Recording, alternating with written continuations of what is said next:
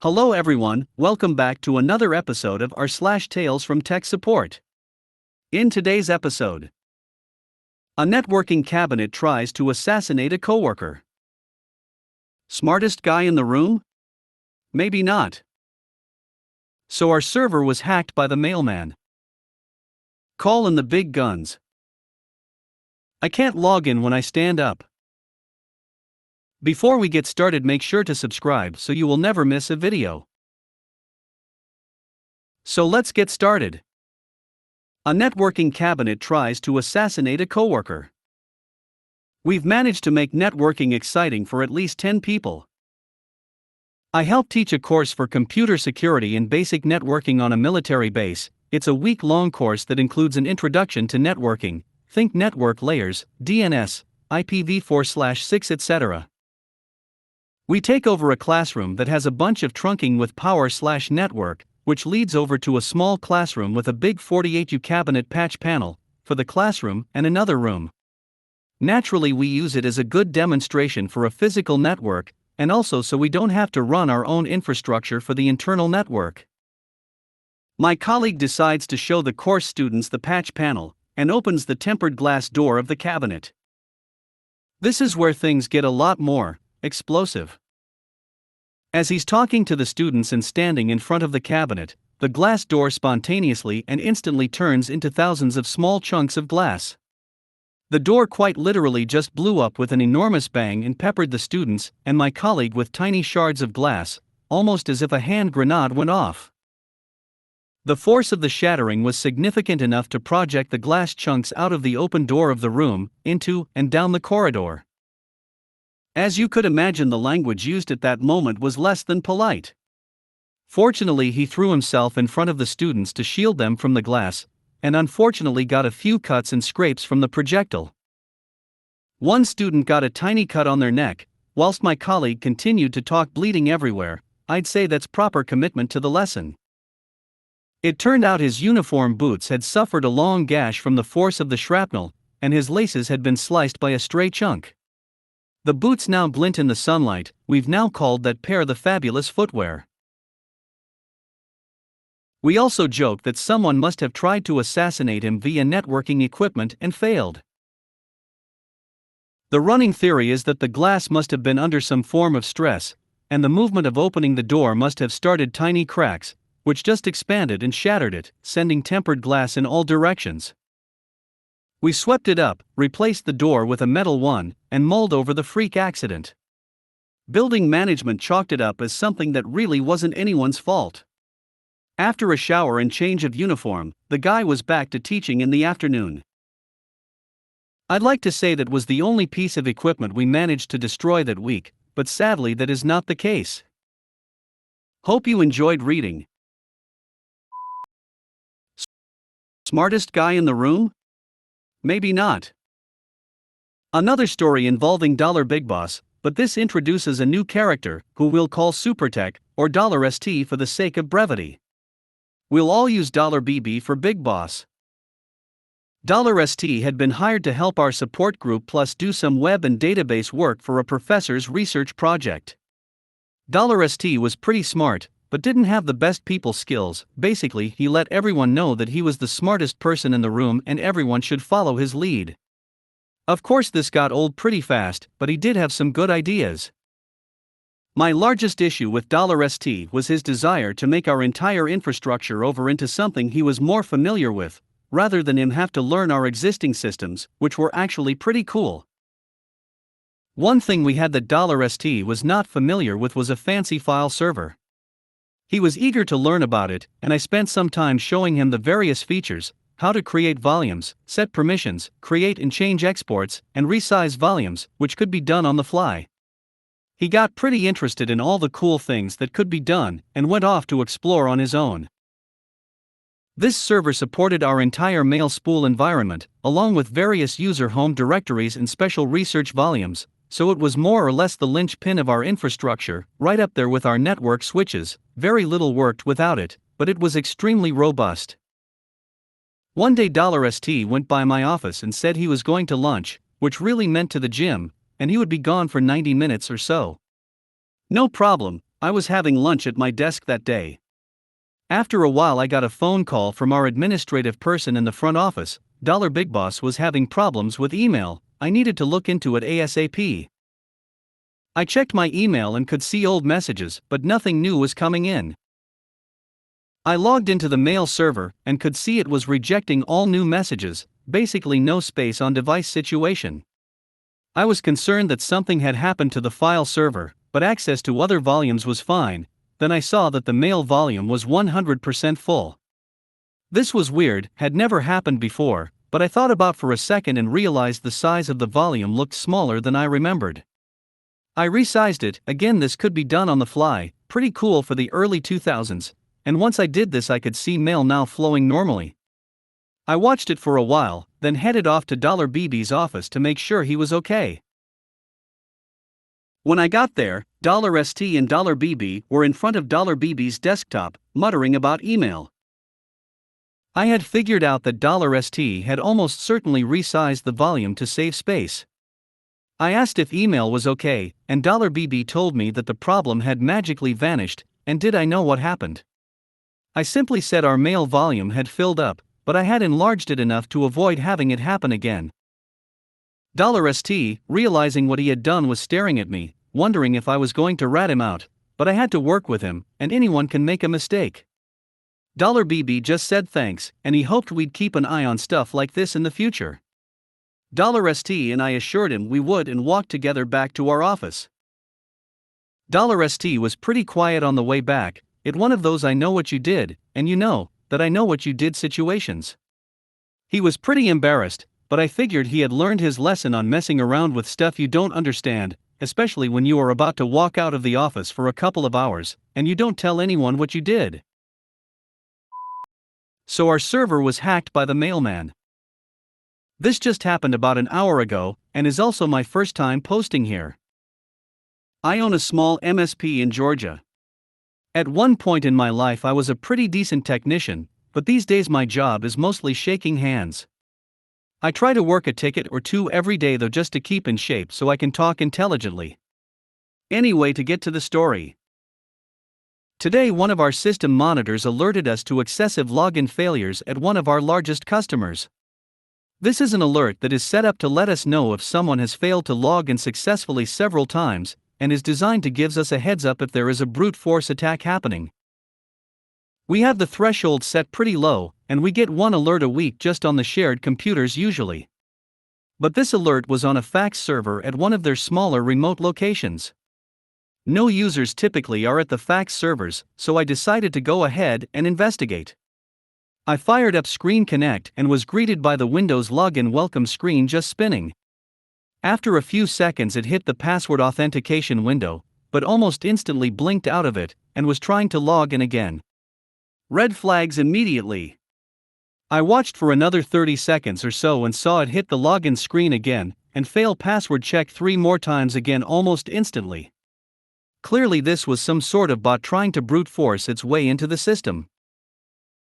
This is a pretty secure system as things go, and we take things like this incredibly seriously. I am trying to rack my brain and figure out where an attack like this would even come from and why it would be hitting this server, which is much less exposed than a lot of other things on the network. I grabbed 2 of my senior techs real quick and put them on the case to try and figure out what was happening and where this was coming from. We didn't want to log into the system because it might have a keylogger going, and we didn't know what the situation was, so we were pushing out commands on the back end through lab tech. Everything kept getting weirder and weirder. We chased down some suspicious processes with open connections, found something talking to Amazon EC2, something talking to Azure, but we were able to determine with some effort that those were benign. We couldn't find an outside source hitting this machine in the firewall or through the switch. So one of my techs said, maybe it has something already on it trying to brute force itself that will phone home once it gets a domain login. So we decided to isolate the machine on the network to test this theory. Sure enough, the attack continued even with no communication from the outside. It didn't make a lot of sense though. If the machine was already compromised, there are better ways to get passwords? Maybe this is an amateur attempt? So we start looking for rogue processes. Not much is really running on it and everything looks pretty standard. Regardless, though, something is causing this, so we start terminating whatever looks like the most likely offenders. No luck, every 30 seconds 3 failed login attempts, about as fast as you can blink. Eventually we are digging deep and killing ghosts. Nothing is working. So we deploy a tech to go pick up the server and bring it back to the shop and get it off their network. In the meantime, I call management and let them know we are seeing an attack on their network and we are investigating. This place is only a few minutes away, but as the tech is driving over, the attacks suddenly stop. One of the processes we had killed had stopped it. My tech thinks ESET was the last thing he killed. Maybe we have a compromised ESET process? How would that even happen? Maybe we have a compromised ESET server?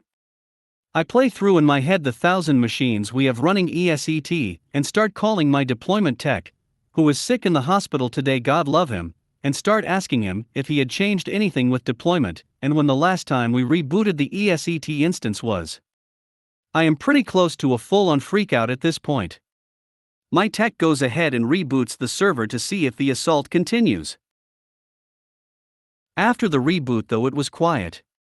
We pushed out a temporary admin account and new password and went ahead and logged into the box to start poking around. We dug into the event viewer security logs to see what was going on and started to see all of the audit failures. Weird thing though, they were all trying our admin account and they were all coming from the local machine. If you have ever seen this kind of attack, normally what you find here is a bunch of common names and account names being tried from various overseas IP addresses. You will see several logins under John and Chris and root and admin and local, etc., and normally it would not come from the local machine. If you already have malware running on the local machine, there are a million better, less obvious ways to collect passwords. The server had just come back up when my technician got into the remote office.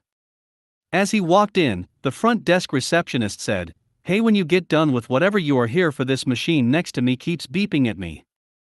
She waves at the fax server. My technician walked up to the fax server, picked up a catalog off of the enter key, and then promptly called back to let us know that we are all a bunch of morons. Call in the big guns. A long time ago, I worked at a company that provided a service for other businesses that involved storing very large quantities of video data. From camera to server. For various reasons, video records were required to be held for many years. So the data was archived to Blu-ray discs several times a day to make sure the servers didn't get overloaded. One of our biggest clients was suddenly unable to back up their data on any of their machines. This was a big problem because due to the sheer volume of video they recorded, even their substantial server would get completely full and within a couple weeks if it couldn't be archived. I was a frontline tech for this process at the time, but it was quickly escalated well over my head after basic troubleshooting. Making sure the Blu-rays were right side up, checking the archive settings to make sure nothing had been inadvertently switched off, testing the connection between the archive machine and the server, etc. Big programming and engineer brains were combing over the setup before end of day, trying to figure out what had caused this seemingly spontaneous error. Before long, it was going to come to a point where the entire system was unusable. The lead developer, a guy who had been at the company for decades and had been integral to the programming of all the products we currently had on the market, flew across the country to get physically in front of the server for potential offline reimagining, manual backups, or whatever other wizardry was needed to unproblem this. He flew across the country, went straight from the airport to the archive machinery, opened the case to check the machinery of the archive machine, and said, "These are CDs." And they were. It had been one of the first questions asked. I can't log in when I stand up. This is a second-hand story told to me 20 years ago by someone who was already a veteran sysadmin back then, so it could have happened in the 80s or early 90s. The scene is a factory making heavy machinery. They are modern and the factory floor had terminals connected to a mainframe for tracking parts and whatever else they needed it for. One day a sysadmin gets a call from the factory floor, and after the usual pleasantries the user says, "I can't log in when I stand up." The sysadmin thinks that it's one of those calls again and goes through the usual. Is the power on? What do you see on the terminal? Have you forgotten your password? The user interrupts. I know what I'm doing. When I sit down I can log in and everything works, but I can't log in when I stand up. The sysadmin tries to explain that there can be no possible connection between the chair and the terminal, and sitting or standing should in no way affect the ability to log in. After a long back and forth on the phone, he finally gives up and walks to the factory floor to show the user that standing can't affect logging in. The sysadmin sits down at the terminal, gets the password from the user, logs in, and everything is fine. Turns to the user and says, "See?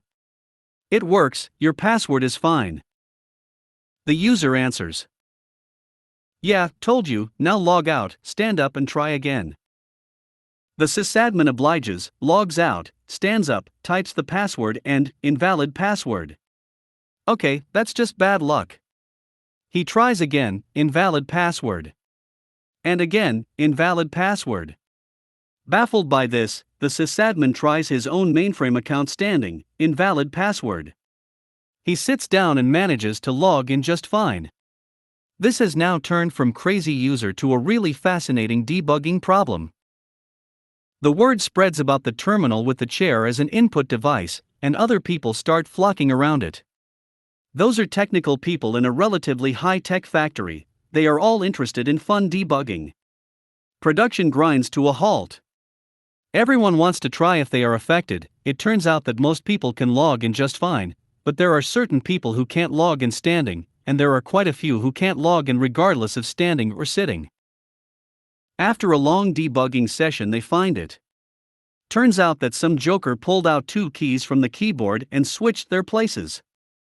Both the user and the sysadmin had one of those letters in the password. They were both relatively good at typing and didn't look down at the keyboard when typing when sitting. But typing when standing is something they weren't used to and had to look down at the keyboard, which made them press the wrong keys. Some users couldn't type properly and never managed to log in, while others didn't have those letters in their passwords and the switched keys didn't bother them at all.